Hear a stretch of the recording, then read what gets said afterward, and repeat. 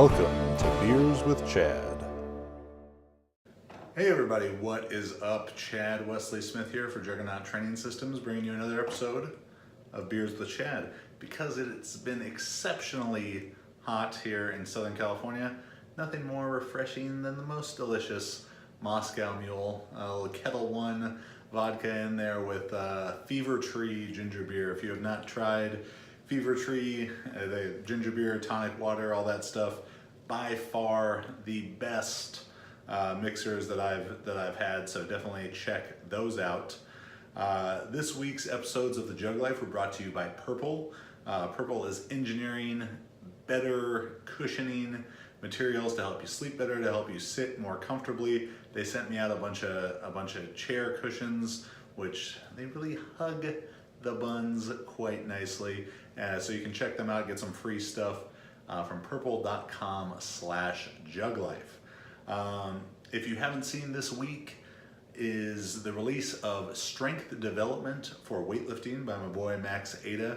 Definitely worth checking out if you are a weightlifter or a weightlifting coach and you're trying to design more effective strength programs within the context of the bigger picture of becoming a better weightlifter, because it's not just having the biggest squat possible or having the biggest push press possible. It's how does your strength training, your technique, your speed qualities all work together to help you snatch and clean and jerk the most on the platform. As well as you can find a glute hypertrophy guide from Dr. Mike, one of our last hypertrophy guides. I think we have this and one more coming in that series, so make sure you go check that out. A strength history minute about Pat Casey. We continue our clean technique pillars series, and there's going to be another Jug Life highlight with Adam Nelson from last week's episode, which I feel was our best episode of all time. This week on the Jug Life, we have Tim Swords. Tim Swords is the coach of Team Houston Weightlifting, and arguably the most successful, the best weightlifting coach in all of America, in a very unique position in that he has produced youth, junior, and senior level lifters and put them on international teams. He's taken lifters from their youth career through juniors to seniors and seen them on international teams there, which is pretty rare thing. And what's even cooler is that's all happening from his two-car garage in League City, Texas. When we got the opportunity to visit Tim on our recent trip to Texas, he must have had about 12, 13 kids in that garage training on a very, very hot Houston evening. It was like 88 degrees with about 85% humidity, and they were in there just banging away from 10, 12-year-old kids up to probably the most experienced athlete there, or oldest athlete there at the time with us was Preston Turner, who, side note, very cool crossover from powerlifting, where he benched 540, was a multiple-time USAPL champion and collegiate champion, and is now competing in weightlifting. Just made his first 400-pound, 182-kilo clean and jerk not too long ago. And they're all trained under one roof. And Tim had a great quote about the mutual respect it takes to be a part of Team Houston, that whether you're a 9-year-old kid learning how to snatch for your first time, or you're Sarah Robles, defending world champion and Olympic bronze medalist coached by Tim, that they're all in there helping each other get better in whatever way they can, whether that's the 9-year-old cheering Sarah on as she goes through some heavy work, or it's Sarah helping the young athlete with their technique. They're all about helping each other out and the whole improving, and it was really cool to see.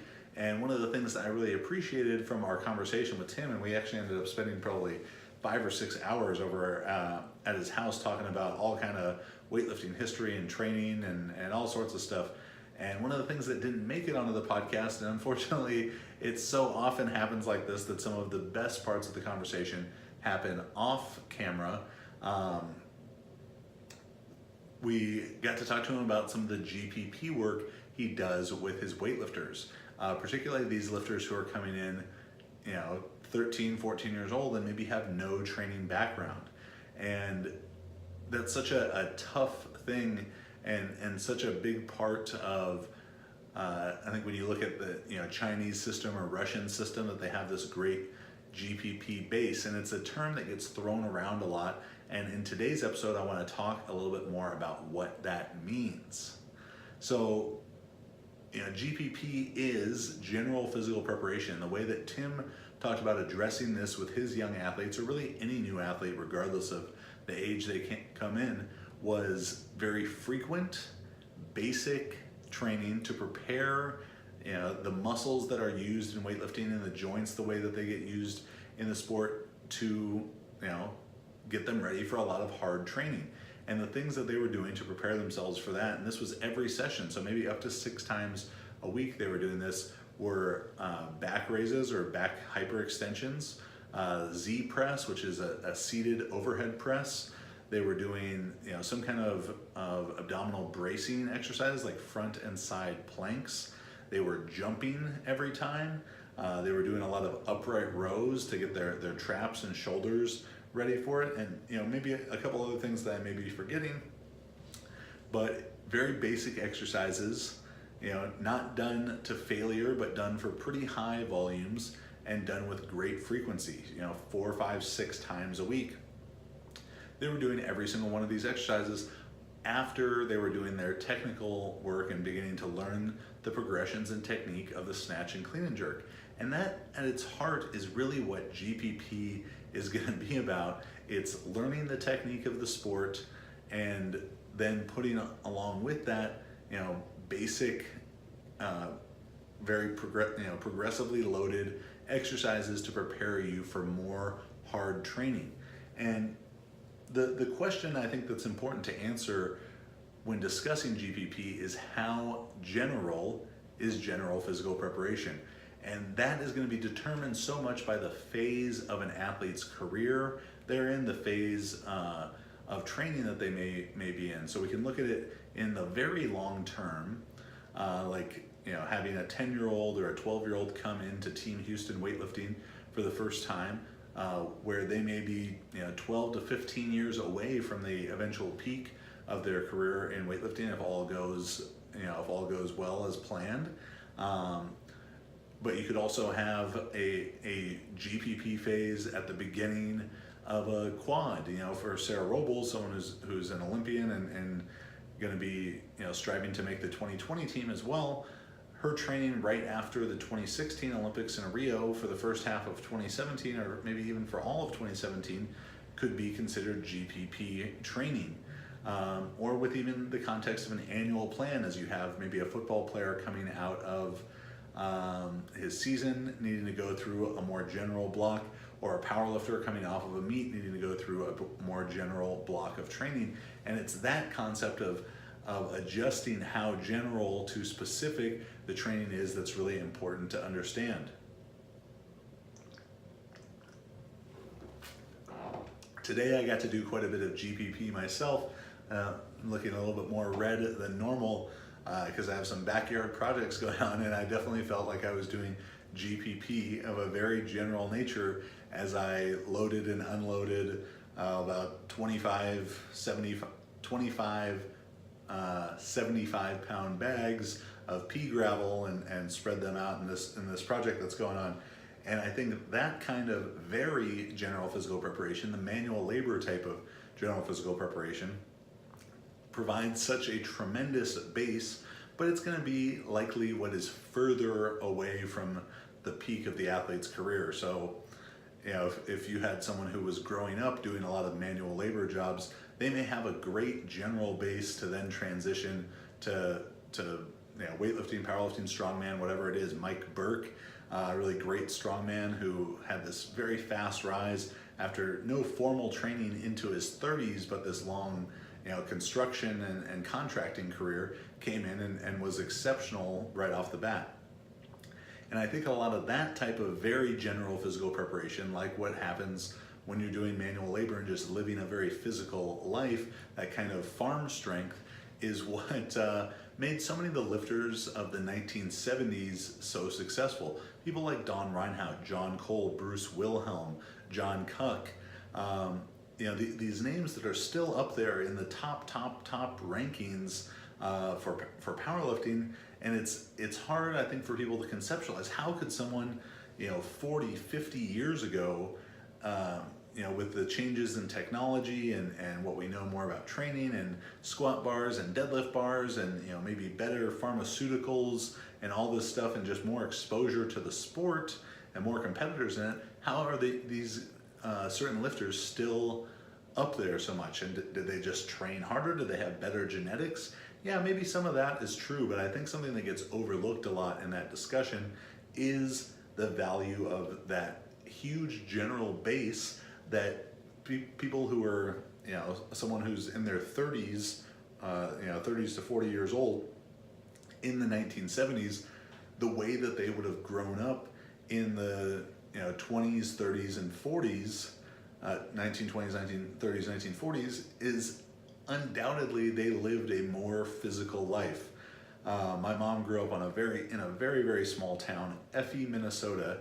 It's like 150 people in northern Minnesota, and grew up on a farm. And I remember watching my grandpa, who was in his 70s at the time, had Parkinson's disease, and as they were moving, getting ready to move off the farm, they were having this big auction, and I saw my dad and my uncle both kind of struggling to carry this outboard boat motor. And my grandpa, in his 70s and very sick at the time, kind of walks over and shoos them out of the way. And, Husafel carries this boat motor, 50, 60 yards to wherever it needed to be. And I think gave my dad and my uncle a look of like fucking city slickers, because he had that farm strength, the kind of thing that can only be developed by, a good amount of work day after day after day after day, and it just compounds on top of each other to develop this unique type of strength, but also this huge general work capacity. And those lifters in the 70s, I don't know specifically if any of those guys grew up on farms or anything, but undoubtedly it was a more physical life, more manual labor type of stuff that they probably did growing up, and it without a doubt contributed to their great success as lifters. So for those of you watching or listening to this, how can you use this idea to help contribute to your success as a lifter, assuming that you don't have a time machine to go back into a more rural day, or you don't live on a farm right now, you're not working the fields, or you don't have that option. I sometimes got, when I was playing high school football, got mad at my parents, like, you guys should have sent me to, as I began to understand this concept, even then, like, you guys should have sent me to grandma and grandpa's house, and I could have lived on the farm in the summers and gotten strong as shit carrying hay bales around all the time. But that didn't happen. I was living a privileged, soft city life, and I get worn out doing manual labor like today. But I can lift the shitload out of some pieces of metal attached to a perfectly designed piece of metal. But how can we apply this idea? So we need to understand this spectrum of general to specific. So if we're to take all the exercises in the world, the exercise farthest over here is your competitive exercise. Let's say that it's powerlifting. The exercise farthest over here is what is least related to success in powerlifting, which would be like, endurance sports, marathon running, triathlon, that kind of stuff. The things that are way, way over here, they can be cut out. They will never serve a benefit to improving powerlifting results. So depending on, so maybe we've cut out all this stuff. So now we're looking at exercises from here over that could have some potential benefit to a powerlifter's career, depending on when they get applied. So the things way over here, are, and I'm apologies to the people just listening to this, but the exercises the furthest to the right on the spectrum are going to be, that last kind of sliver of it are going to be, the power lifts and their derivatives and different loading strategies of those. So first I want to talk about these ones maybe a bit more in the middle. And those things a bit more in the middle of this spectrum could be things like gymnastics, track and field based drills, so sprinting, jumping, throwing, gymnastics, derivatives, tumbling, bounding type of stuff, rings, kipping, coordination, all that sort of things that can be developed.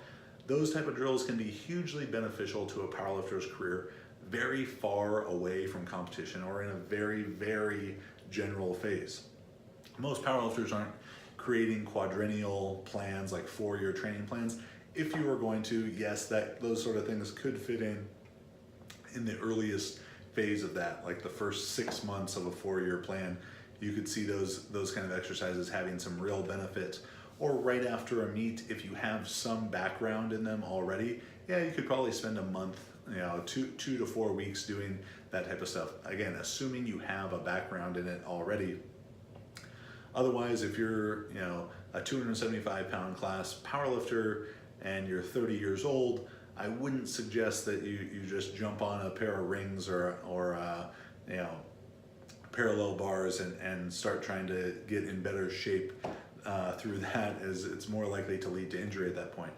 But if you're dealing with younger athletes, those kind of exercises are gonna lay an incredible base for whatever speed power sport they want to do in the future. So as we move past those exercises to things that are a little bit more specific, but not necessarily the highest correlation and highest transfer to powerlifting results, what are things that are more like strongman related exercises? Sled dragging and stuff like that would fall into this category as well. They can be very useful. They can help build general work capacity, but they are, the person who is the best sled dragger is not necessarily the best powerlifter. The person who is the best farmer's walker is not necessarily the best powerlifter. The person who is the best yoke walker or keg carrier or sandbag over the shoulder loader is not necessarily the best powerlifter. But the person who has the ability to do those varied tasks and to do them for a good amount of volume may be able to handle more powerlifting training, and that greater volume of powerlifting training can then help them become the better lifter. I think it's really important to note with these type of exercises, sled pulling or pushing,